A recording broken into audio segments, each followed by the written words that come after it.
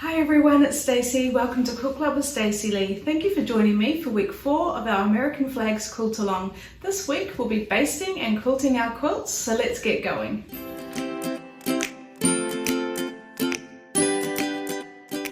Okay, so I've got my backing laid out and I've spread it out as smooth as I can before I put my tape on to tape it down. For my backing, all I did was I took my quilt top and I measured the length of it. I added on about 3 centimeters on either side, cut it, and then I cut 2 pieces the same and sewed them together.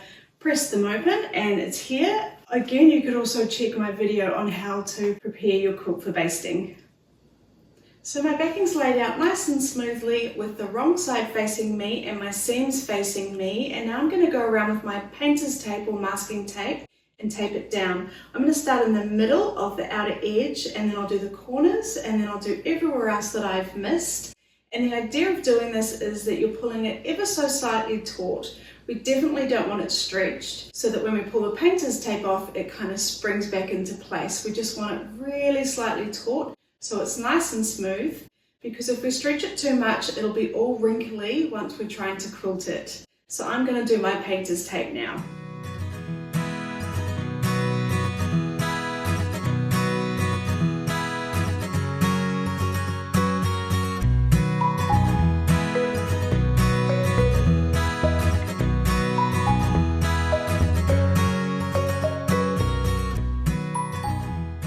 So now I'm just putting my batting on top and I'm smoothing that out, and if yours is a bit big, that's fine. We can trim it and we can save that and reuse that at another time.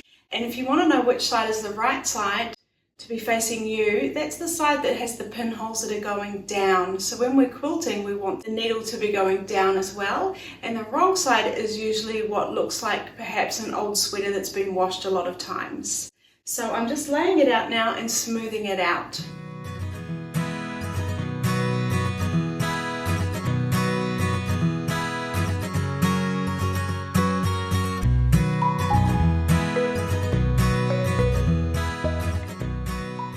Okay, so once my batting is smoothed out nicely, I'm going to put my quilt top on top of it and then I'm going to smooth that out. I don't want to stretch it. I just want to make sure it's nicely smoothed out on top of my batting. And I just want to make sure I've got a clearance of about 2 to 3 inches around the whole quilt top, making sure I'm catching the batting and the backing.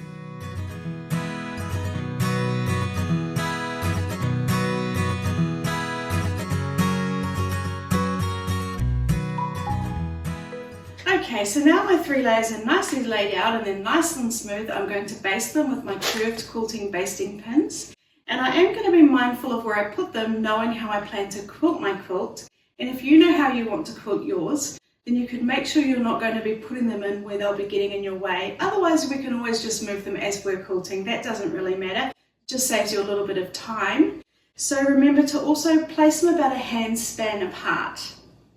So once I've finished basting my quilt with my pins, I'm going to go around and cut off the excess batting and backing, making sure I've got about a 2 to 3 inch clearance away from my quilt top. Then I'll take the tape off and then we'll be ready for quilting.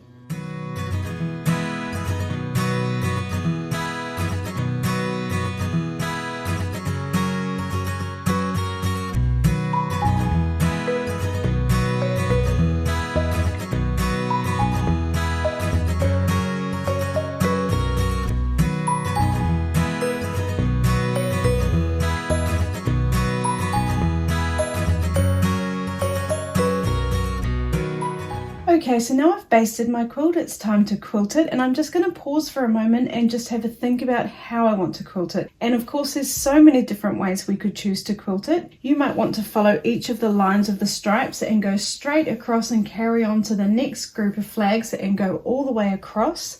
And then you might want to come along here in each of the sashings and do a row of stitching as well.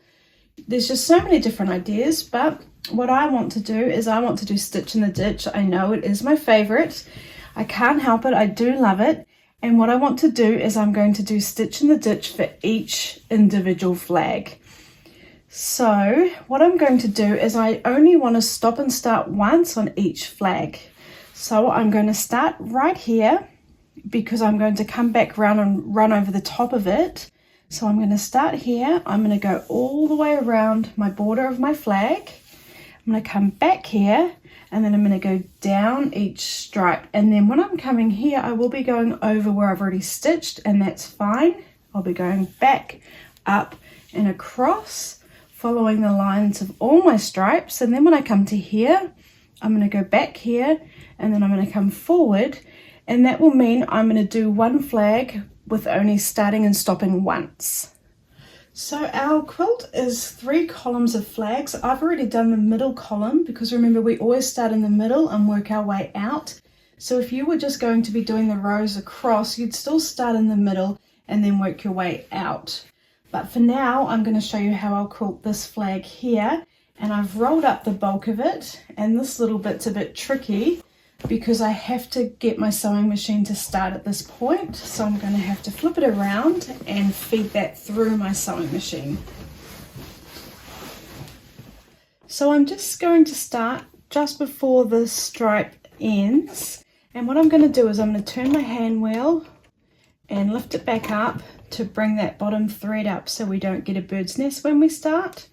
So I'll just give that a pull, and oh, it's a bit fiddly. I'll just get that bottom thread to come up as well from the bobbin, and then I'll put them behind. And then I'll start. I've got my walking foot on. I'm going to stitch at stitch length 2.5, and I've got a nice freshly wound bobbin in, so I know I'm not going to run out of my thread. Then I'll put my foot down, and then I'm just going to start sewing, and then when I come back over this I will do a back stitch. So to begin with, I'm just going to go right around the flag, and I am using my gloves, which I'm converted. I absolutely love them, and I definitely think they help.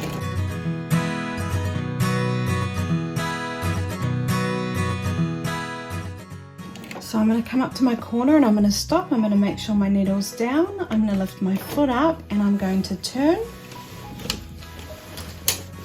And I'm going to make sure all the fabric, well, all the quilt is nice and flat and the best it can be.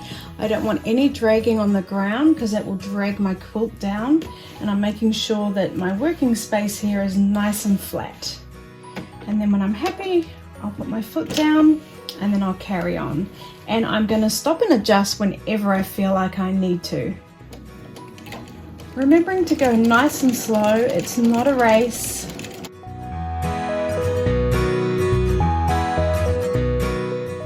And then when I can feel it's kind of pulling on this bit that I've got folded here, I'm just going to unfold it a bit and just reshuffle. And like I said, I'm going to do that as many times as I need to.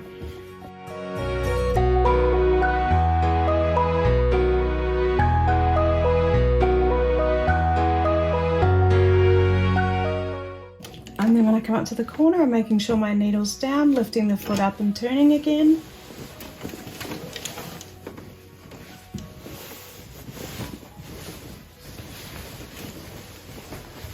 And then I'm going to get everything sitting as nice and as flat as I can.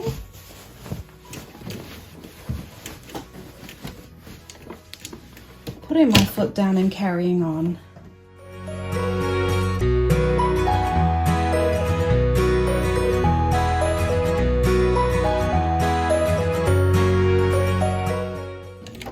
Another corner, so making sure my needle's down, lifting my foot and turning.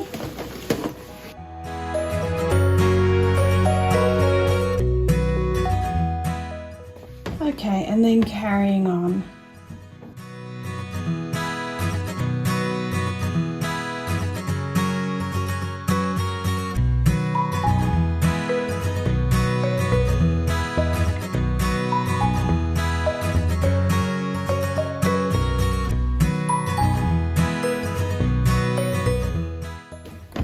So now I've turned and I'm going to go up and down all my stripes, and I'm really going to stop and readjust every time I feel like it's getting a bit bunched up in my working space here, or I can feel it dragging and pulling.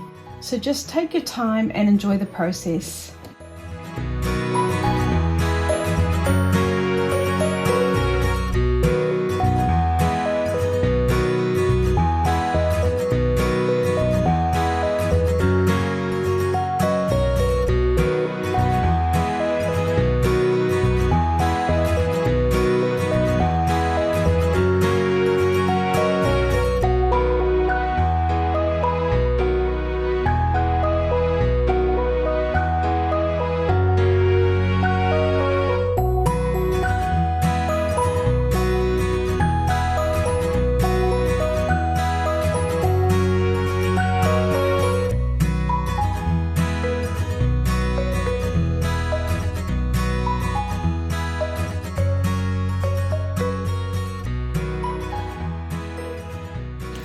Okay, so now I'm coming right up to my last little bit, and I will do a back stitch so it's nice and secure.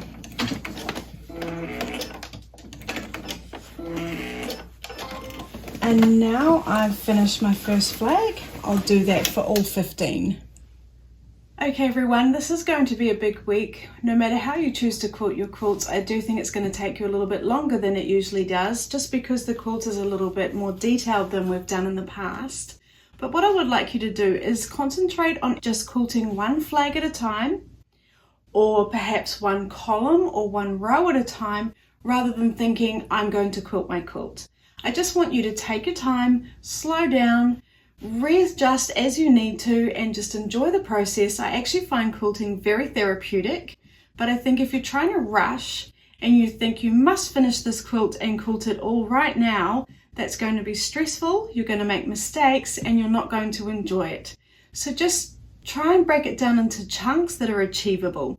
And next week we're going to cover binding again, because I know some of you are still struggling with the binding. So I'm going to go over all the steps again, and hopefully you'll nail it this time. So I'll see you next week. Thank you for joining me. Thank you for watching my videos. If you're enjoying them, please like, subscribe, and leave a comment.